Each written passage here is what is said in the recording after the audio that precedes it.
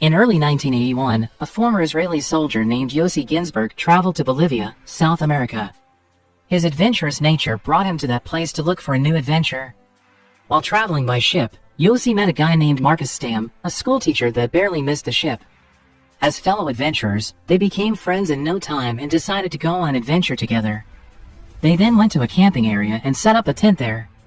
While walking around the market area, Marcus met an old friend named Kevin, a successful climber and photographer that had successfully climbed every mountain in South America. On the other hand, Yossi also met a woman. They get acquainted. They enjoyed the night together and spent the rest sleeping together in the tent. The next day, Yossi, Marcus, and Kevin went to La Paz, a city in Bolivia. They rented lodging there. After that, Yossi went walking around in the market when he suddenly met someone from Austria. Jose was greeted by a foreigner from Austria named Carl. They immediately got acquainted. Carl then shared his story when he found the local tribes of the Amazon. He went panning for gold in the river and enjoyed the beauty of the Amazon rainforest. He even showed Yossi some photos of him during his expedition. He then invited Yossi to an expedition to discover the Toromana tribe, a tribe that had hidden treasures. He was intrigued by the story and invited his friends to come with him. They were only charged $50 each for the trip and were promised a block of gold to take home by Carl.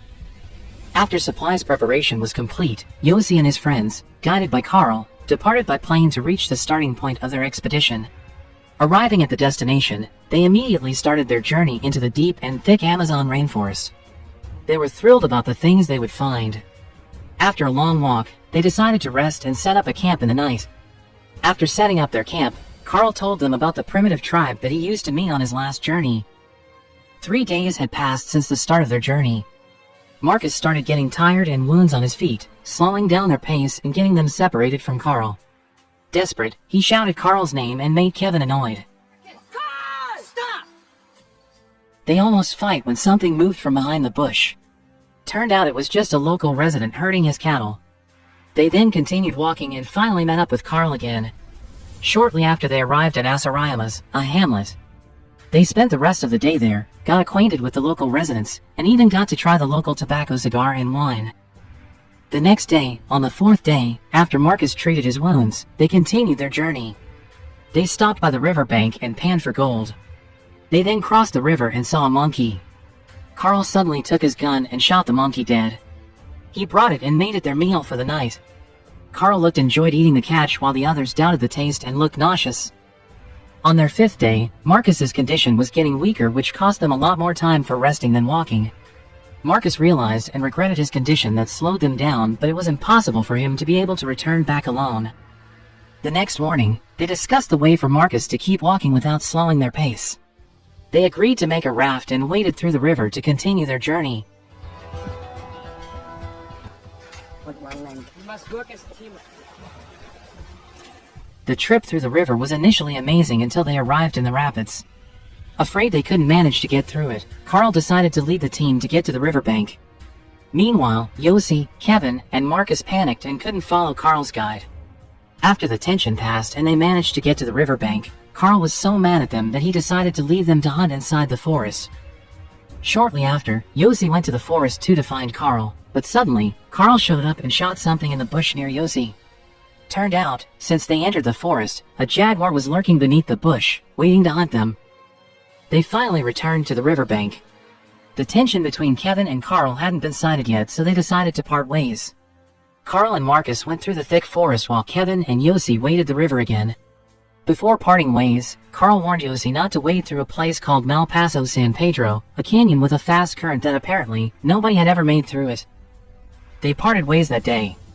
Kevin and Yossi set off along the river while Carl and Marcus entered the forest again. That was the last moment Marcus and Carl were seen. Since that day, both of them had never made it out of the forest. Long story short, Kevin and Yossi finally made it to the San Pedro Canyon. Just as Carl said before, the current was fast and too dangerous for anything to pass through. Unfortunately, it was too late for them. They already entered the current and couldn't control their raft. Lucky for them, despite losing their raft and almost drowning, they stuck into a rock and managed to hold into it to save their lives. Kevin told Yossi that he would try to swim to the bank and find a way to save Yossi. He told Yossi to toss the machete so that they could cut some vines and made a rope to save Yossi. Somehow, Kevin made it to the bank, but unlucky for Yossi, he was drifted away by the strong current. Once again, he was stuck to a rock. He tried his best to swim to the bank and managed to get away from the current. He then tried to call for Kevin, but no one answered him. He kept calling, but until the evening, he still couldn't any sign of Kevin. On the 6th day, Yossi decided to continue his journey. He was tired and hungry. His condition began losing his energy. Thankfully, he found some fruits, but when he climbed the tree, a snake surprised him from the tree trunk. He didn't give up. He climbed back up, killed the snake, and managed to get the fruits. That night, he made a shelter out of branches and leaves. When he began to sleep, he hallucinated that he was in a restaurant. He had some food with him and tried to eat it, but suddenly, he woke up. In the morning, Yossi continued his journey to find the way out. Suddenly, he realized that there was a lump in his forehead and something moving inside of it, but he shrugged it off and kept moving. Long story short, that night, Yossi took a rest, but suddenly, he was surprised by Marcus, who stood in front of him. He immediately took his flashlight, but when he turned it on, Marcus suddenly disappeared. He then realized that something was moving between the bushes.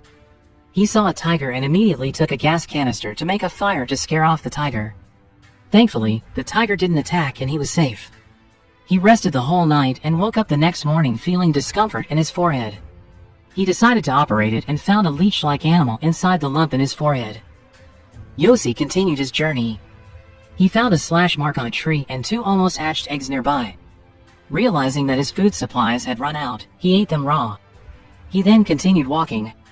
Shortly after, he found a remnant of a shelter made out of dry leaves, but couldn't find anything useful there. He checked his map to make sure where he was and where to go. His condition got worse. The moisture in his foot started causing wounds, but he had no other choice but to keep walking. Yossi decided to return to the riverbank so he wouldn't get lost, while in another place, Kevin was still alive and was rescued by local residents who then took him to Arenaback. He then immediately asked the local authorities to help him find Yossi, who was still lost in the Amazon. In another place, Yossi faintly heard the sound of the plane. Turned out, it was Kevin who looked for him. Yossi gave a signal by waving his coat, but Kevin didn't see him because the plane flew too high. Couldn't find Yossi from the air. Finally, Kevin was directed to use the services of a local fisherman to look for Yossi. After hearing that Yossi was missing for more than 2 weeks, the fisherman refused to help him, but Kevin kept on convincing him. He even offered to rent the boat, which ended up convincing the fisherman to help him out. Yossi had lost his hope. He lost his chance to be saved by the plane. He was then surprised to see a woman, a local resident of the Amazon, who was crying. She looked scared of Yossi, but in the end, they became friends, even without understanding each other's language. They walked together through the forest. Yossi didn't believe his eyes in the beginning. He even checked if the woman he found was real or not. The next day, they started finding their way to Arenaback. Yossi had difficulty walking and had to use a stick to support his body. Yossi began arguing with the woman because he was depressed about his condition and the fact that he couldn't get out of the forest. That night, they slept together. Yossi tried to calm the woman by stroking her. Suddenly, Yossi started hallucinating. His condition was so concerning. The next day, Yossi continued walking. His hallucination got worse. He couldn't even differentiate reality from hallucination. Unfortunately, when passing through the forest, he fell into quicksand. His body slowly began to drown until he was tired and fell asleep. When he woke up, Yossi saw a branch above his head. He tried to grab it and slowly pulled himself out of the quicksand with the last of his strength. Thankfully, he managed to get out of the quicksand. He was very tired and hungry. He wanted to give up, but suddenly, he heard a faint whisper, saying that he had to go to the river bank so he could be found. Believing in the whisper since he had no more hope, Yossi crawled towards a tree full of fire ants. He then opened his shirt and shook the tree so the ants would sting him. He did that to alter his fatigue by pain. That made him walk as hard as he could toward the river bank, but when he got to the river, he didn't find anything. He had lost all of his energy and couldn't do anything but lie down. At night, a turtle approached him. He then spoke to the turtle to motivate himself. He had given up his hope to be rescued and just waited for his time. The next day, Kevin, who was still looking for Yossi through the river, was stopped by the strong current. He didn't have any choice but to turn around, but suddenly, Yossi woke up and saw Kevin right in front of him. Yossi crawled toward Kevin.